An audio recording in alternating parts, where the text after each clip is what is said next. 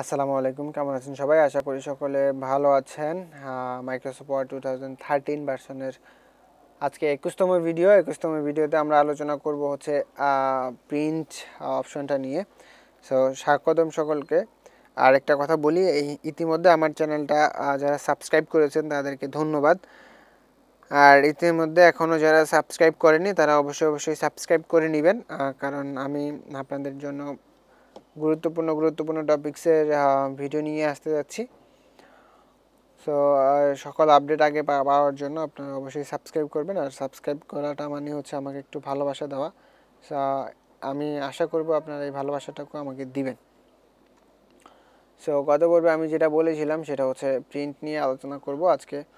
So প্রিন্টে চলে যাই। Total এখানে ফাইল থেকে প্রিন্টে আসতে পারি, অথবা আমরা যদি Ctrl+P দিই তাহলে আমাদের প্রিন্টের অপশনটা চলে আসবে।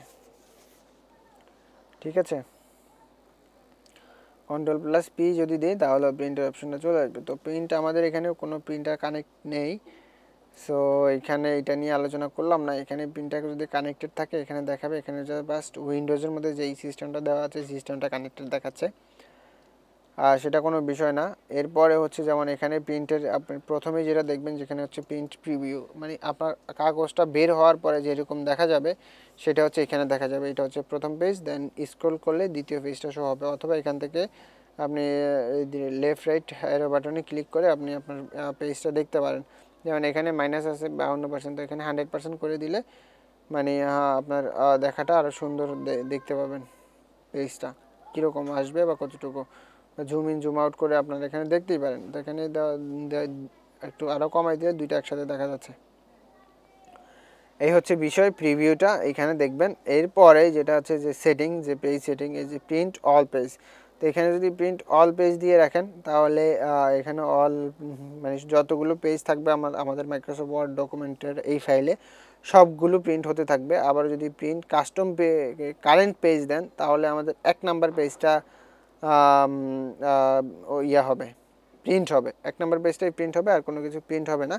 এরপরে যদি কাস্টম প্রিন্ট যদি সিলেক্ট করেন, তো কাস্টম প্রিন্ট সিলেক্ট করার পর এখানে আপনারা পেজ নাম্বার দিয়ে দিতে পারেন। যেমন এখানে আপনি চাচ্ছেন যে 20টা পেজ আছে আমাদের এখানে, আপনি চাচ্ছেন যে 9 নাম্বার পেজটা প্রিন্ট হবে, তো এখানে 9 নাম্বার পেজটা সিলেক্ট করে দিলে নাম্বার লিখে দিলে 9 নাম্বার পেজটা প্রিন্ট হবে, আর আগেরগুলো হবে না, পরেরগুলো হবে না। এটা হচ্ছে বিষয়।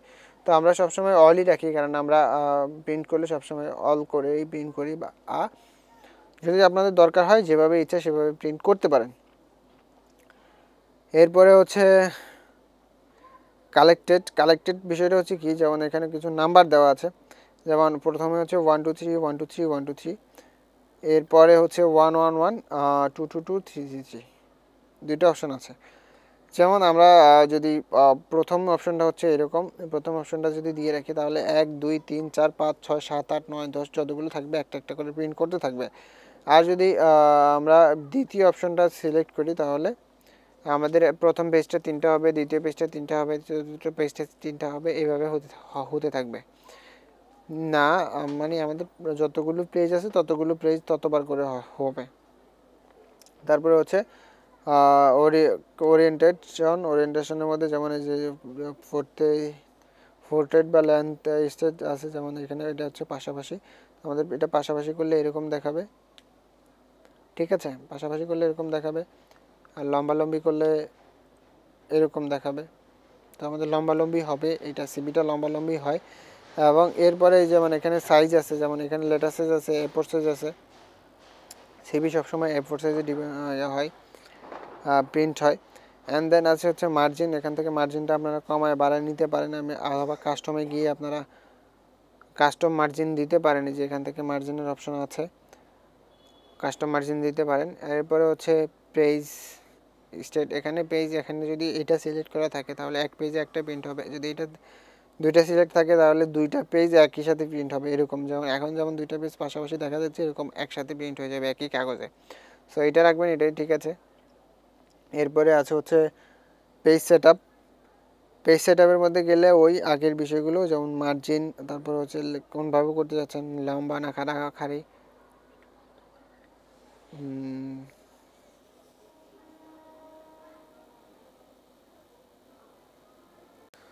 সো একই বিষয় এখানে, যেমন এই যে পেপারের মধ্যে এই যে সাইজ, আমরা এখান থেকে কাস্টম সাইজ দিতে পারি, অথবা এখান থেকে A4 বা লেটার করতে পারি এগুলো।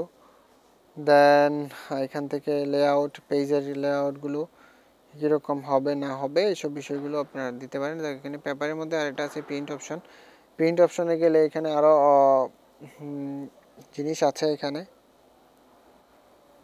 এইগুলো খুব একটা দরকার পড়ে না, ঠিক আছে, এগুলো যা আছে তাই থাক। অ্যান্ড আর কি আছে, আপাতত এইটুকুর মধ্যেই আপনারা দিয়ে, যখন প্রিন্টার থাকলে আমি প্রিন্টার করে দেখাতে পারতাম। ওকে দিবেন, ওকে দিলে আমার এখানে প্রিন্টের অপশন চালু হয়ে যাবে। মানে প্রিন্টার থাকলে আমার অলরেডি প্রিন্ট হতো। এই যে এখানে প্রিন্টে যদি দিতাম, প্রিন্টে দিলে প্রিন্ট হয়ে যেত, যে এখানে প্রিন্ট হয়ে যেত, কিন্তু আমাদের এখানে আর প্রিন্ট হবে না। ওকে দেওয়ার পর যখন প্রিন্টে ক্লিক করবেন তাহলে প্রিন্ট হয়ে যাবে। এই হলো প্রিন্টের অপশন। সো আশা করি বুঝতে পারছেন, খুব বেশি কিছু না। প্রিন্ট করার ক্ষেত্রে সবসময় এটা বা পেজ লেআউটের মধ্যে যে অপশনটা আছে, এই যে কলামটা এবং ওরিয়েন্টেশনটা ঠিক রেখে এবং যে মার্জিনটা ঠিক রেখে যদি আপনি প্রিন্ট দিতে পারেন, তাহলে আর আপনার কোনো প্রকার কোনো ঝামেলা হয় না প্রিন্টের ক্ষেত্রে, ঠিক আছে। সবসময় এই জিনিসগুলো খেয়াল রাখবেন, মার্জিন, তারপরে হচ্ছে এই জিনিসটা আপনি কত কি পাশাপাশি করতেছেন না খাড়াখাড়ি করতেছেন, বা এইটা যখন আপনি ঠিক করে রাখবেন তখন আর বিষয় ঝামেলা হবে না আশা করি। সো আশা করি প্রিন্টের অপশনটা সম্বন্ধে ভালো করে বুঝতে পেরেছেন। আর যদি বুঝতে না পারেন আমাকে অবশ্যই কমেন্ট করবেন আপনি কি বুঝেন নাই। এরপরে মাইক্রোসফটের ভিডিও আশা করি এখানেই শেষ। আমি মাইক্রোসফটের ওয়ার্ডের আর কোনো ভিডিও বানাবো না। আর যদিও বানাই তাহলে শর্টকাট কি নিয়ে একটা ভিডিও থাকতে পারে।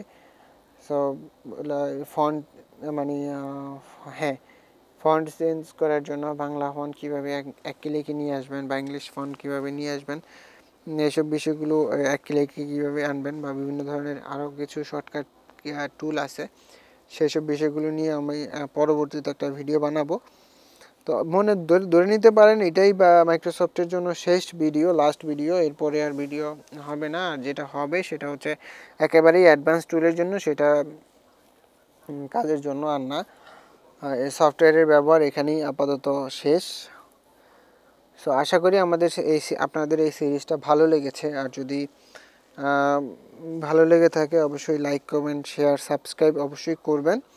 আর যদি কোনো রকম ভুল ত্রুটি করে থাকি বা কোনো কারণে আপনারা আমার মানে বিরক্ত হয়ে থাকেন বা কষ্ট পেয়ে থাকেন, তো সেক্ষেত্রে নিজ দায়িত্বে আমাকে ক্ষমা করে দিবেন। আপনাদের যদি এডিটিং করে থাকি বা কষ্ট দিয়ে থাকি, সেটা অবশ্যই ভুলবশত দিয়েছি বা করেছি, সেজন্য আমি ক্ষমা প্রার্থী।